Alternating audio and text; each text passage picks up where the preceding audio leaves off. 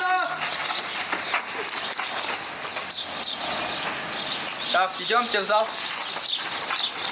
Чечена Тарымажапа и его двух старших братьев воспитывает родная сестра отца, тетя, которая заменила им маму. Она уже вырастила и воспитала своих детей. У сына и дочери сейчас свои семьи. Всех троих приемных детей она воспитывает как родных. Как говорит, они и так родные. Младшего Чечена она привела на секцию боевых искусств для того, чтобы тот переборол свои страхи. Мальчику понравилось. Несмотря на то, что школа, как говорится, хромает, мама поддерживает его увлечение. А вдруг спорт – это его призвание? Кроме дзюдо, Чечен посещает танцевальные кружки, занимается всеми домашними делами. Стирка, уборка, готовка. Все это на братьях. Ведь маме нужно помогать. Да и болеет она в последнее время. Несмотря на состояние здоровья, женщина всем сердцем поддерживает увлечение Чечена единоборствами. Ведь за 2 года занятий боевыми искусствами у тренера Темира Мангуша мальчик стал спокойнее, собраннее и просто счастливее. Мы злимся, сразу говорят, не злись. Это нельзя так воспитывать, я думаю.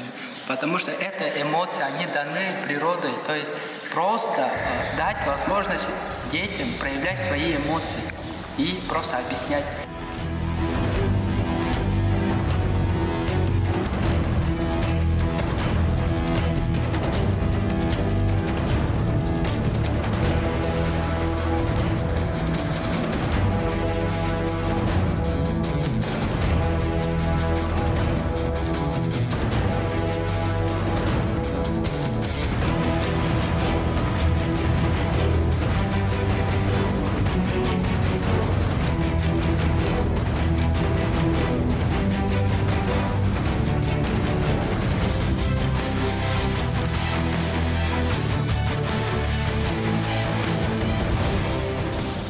Дзюдо дословно с японского это гибкий путь или мягкий путь. Это японский вид боевых единоборств.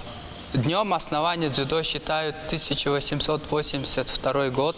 Это когда основатель дзюдо Дзигара Кана построил школу Кодокан. Это институт достижения пути.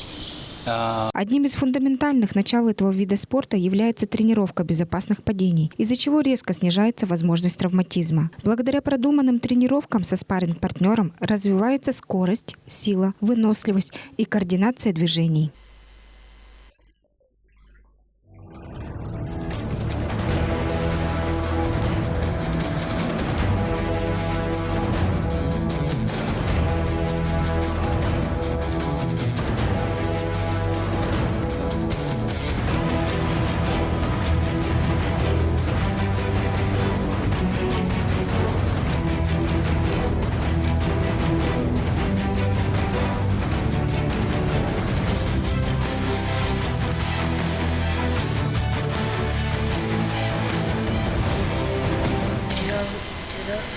В 8 лет. Сколько ты уже занимаешься? 2 года. Тебе нравится этот вид спорта? Мне нравится. Почему? Потому что это отдельный вид спорта. И тут есть разнообразие приемов и еще много чего. Награды, грамоты. Почему ты выбрал именно дзюдо, а не бальные танцы? Потому что дзюдо интереснее. Планы на будущее у тебя? Не знаю. Еще не определился, да? Да. Может, ты определился? Тоже нет? Ладно. Помогаешь ли ты родителям? Я всегда, конечно, да, когда им нужна помощь, и когда они у меня что-то просят, да. Молодец.